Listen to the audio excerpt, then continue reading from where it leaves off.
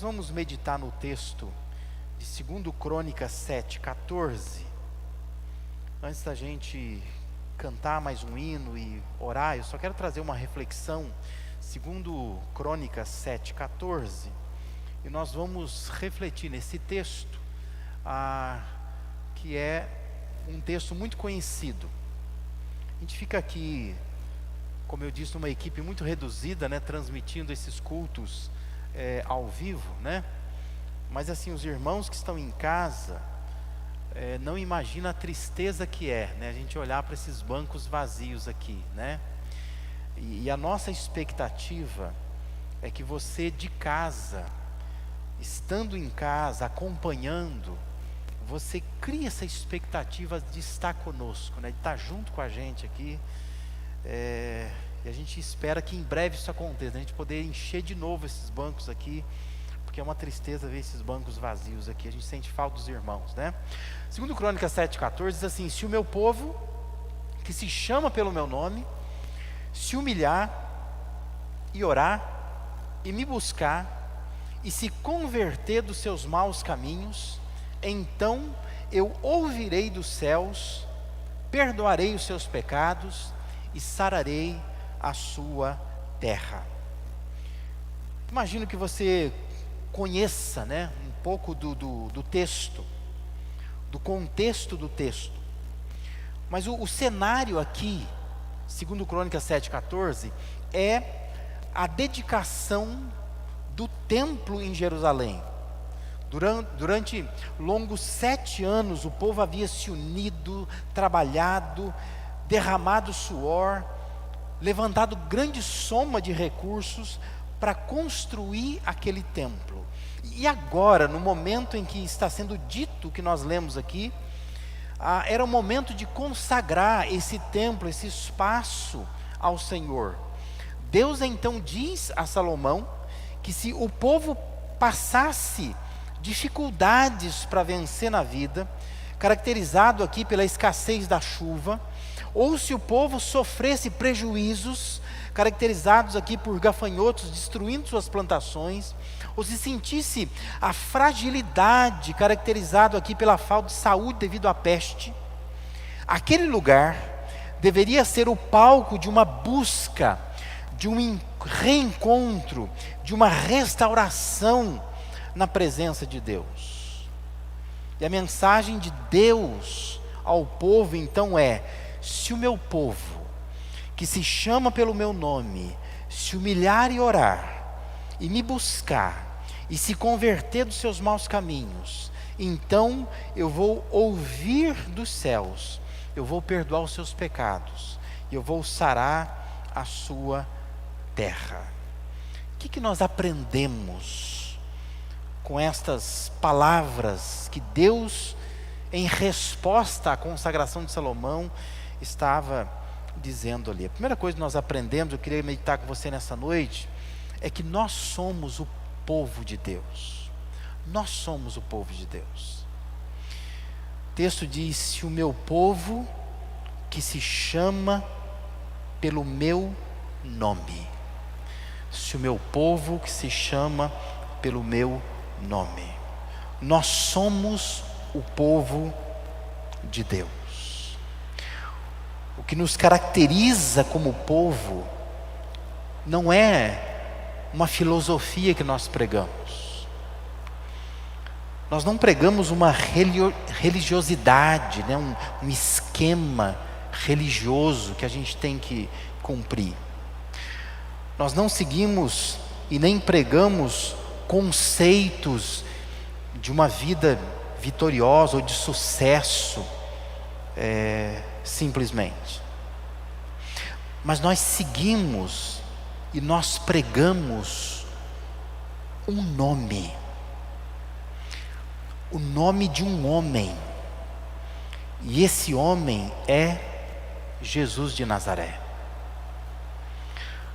Paulo disse, quando escreveu aos Coríntios, capítulo 1, versículo 23, mas nós pregamos a Cristo crucificado, escândalo para os judeus, loucura para os gentios. seguimos e pregamos um nome. Nós somos o povo chamado por um nome, pelo nome de Deus, né? O povo que se chama por seu nome. Atos 4:12, Pedro diz que não há salvação em nenhum outro, porque abaixo do céu não existe nenhum outro nome dado entre os homens pelo qual importa que sejamos salvos. Romanos 10:13 diz: porque todo aquele que invocar o nome do Senhor será salvo. Nós somos o povo de Deus.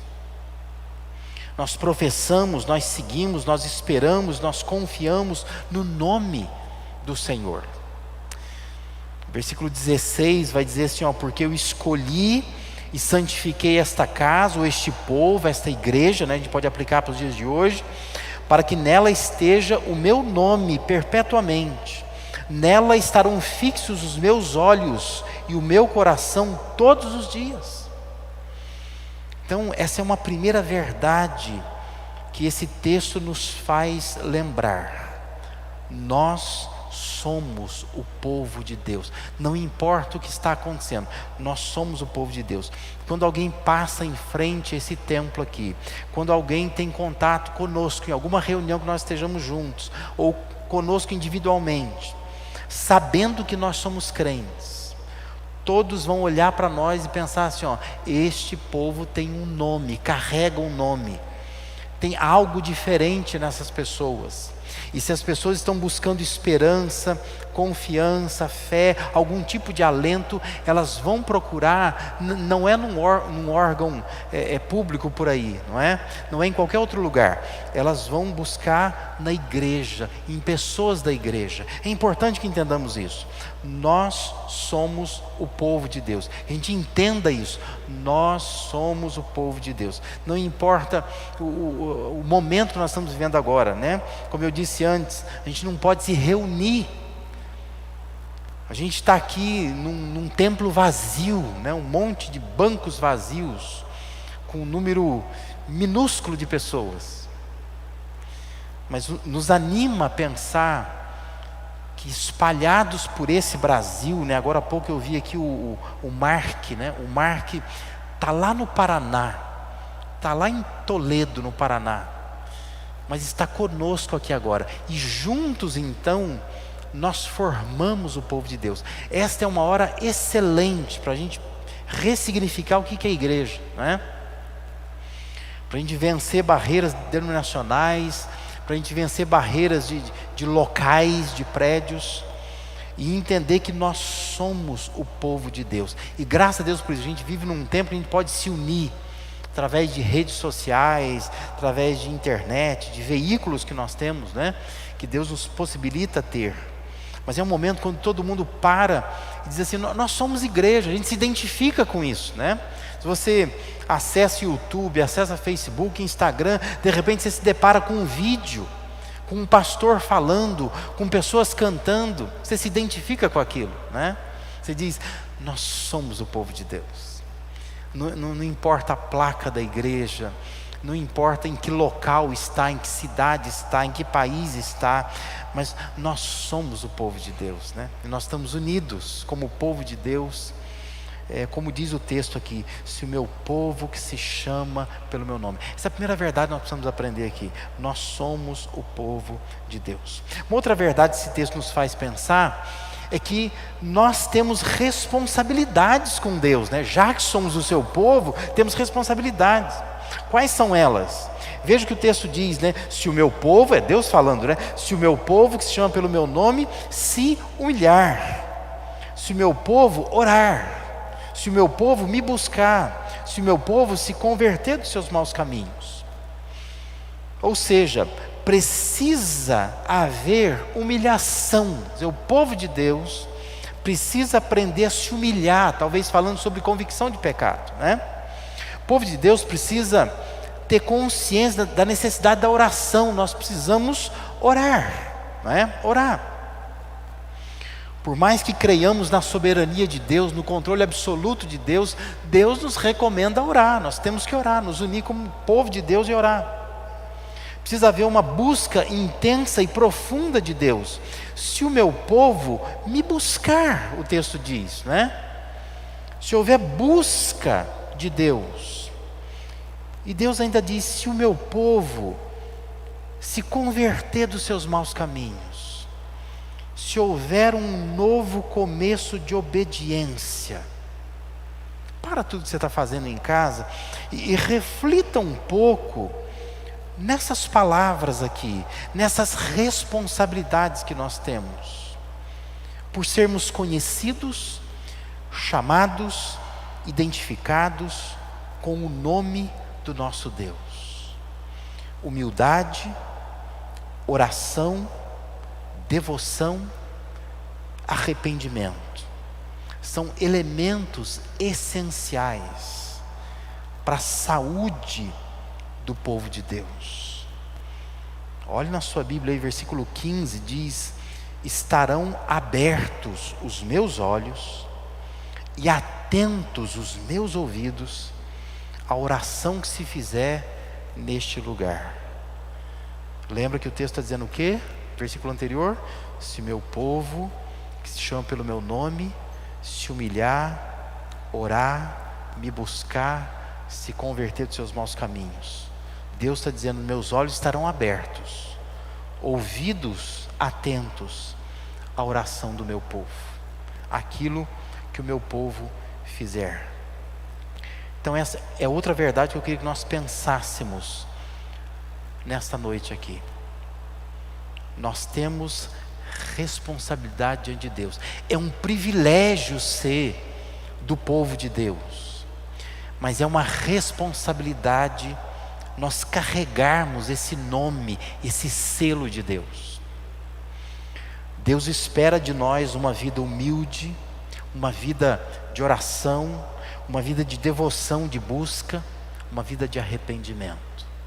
Nós precisamos fazer isso. Aproveite essa noite, faça isso, né? Aonde você estiver, pare por um momento e diga: olha, meu Deus, eu preciso me humilhar na tua presença, eu preciso orar ao Senhor, eu preciso buscar mais ao Senhor, eu preciso me converter de caminhos maus por onde eu tenho andado, né? Eu preciso me arrepender de pecados que eu tenho cometido. Uma terceira e última verdade que está aqui é que nós podemos descansar em Deus. E por que nós podemos descansar em Deus?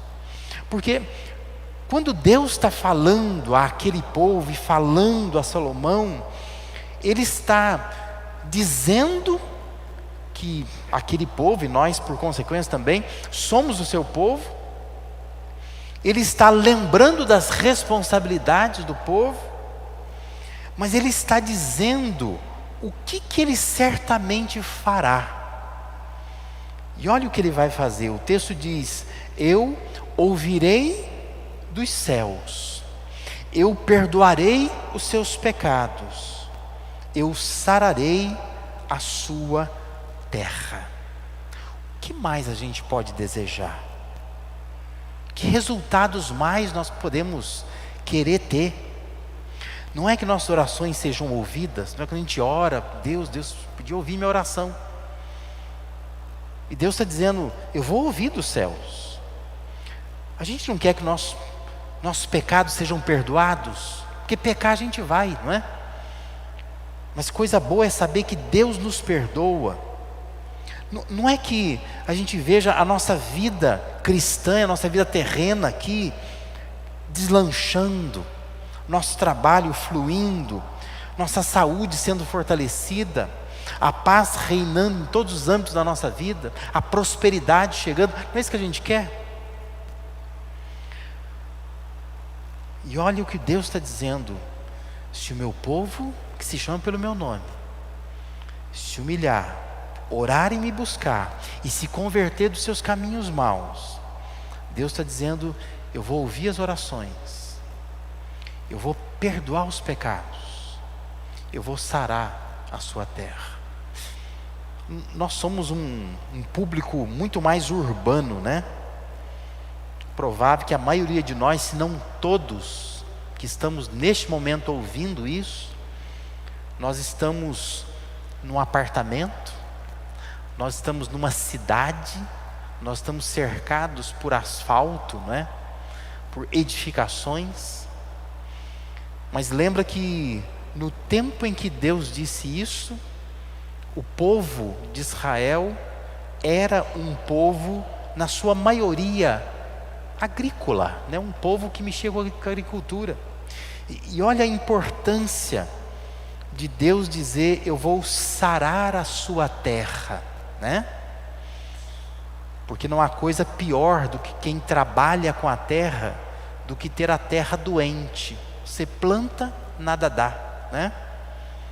Pragas, coisas que acometem, o clima que não se acerta, né? Chuva que não vem na hora certa, seca demasiada, tudo isso, para quem depende de agricultura, é um drama terrível. Deus está dizendo: se o meu povo se humilhar, orar, me buscar, eu vou sarar a terra, vou dar saúde para a terra. Pense nisso. Nós somos o povo de Deus, nós temos responsabilidades com Deus, por sermos o seu povo. Nós podemos descansar em Deus, que isso possa fazer diferença na sua vida nessa noite. Aonde você está aí na sua casa, louve a Deus, dizendo: Deus, que privilégio é fazer parte do teu povo. Não importa o tamanho do prédio onde você vai cultuar, o nome que está lá na frente, né? Aonde fica, em que bairro fica, em que cidade fica, se tem instrumentos ou se não tem, né? Se lá se canta bonito ou não. O importante é pensar: eu faço parte de uma série de pessoas, de um time enorme de gente, que é o povo de Deus. Povos de tribos, línguas, nações, mas eu faço parte desse povo. Que privilégio, né? Agradeça a Deus por isso. Deus, que privilégio. O Senhor me chamou para fazer parte de um time gigantesco, do maior time, é o povo do Senhor. Pense que você tem responsabilidades por ser desse time, né? Por ser dessa grande família de Deus. Você é responsável por se humilhar, para buscar a Deus, para orar, para se arrepender. E pense que você pode descansar em Deus, porque Deus ouve do céu, Deus está vendo o nosso clamor. Deus vai sarar a nossa terra, perdoar os nossos pecados. Amém?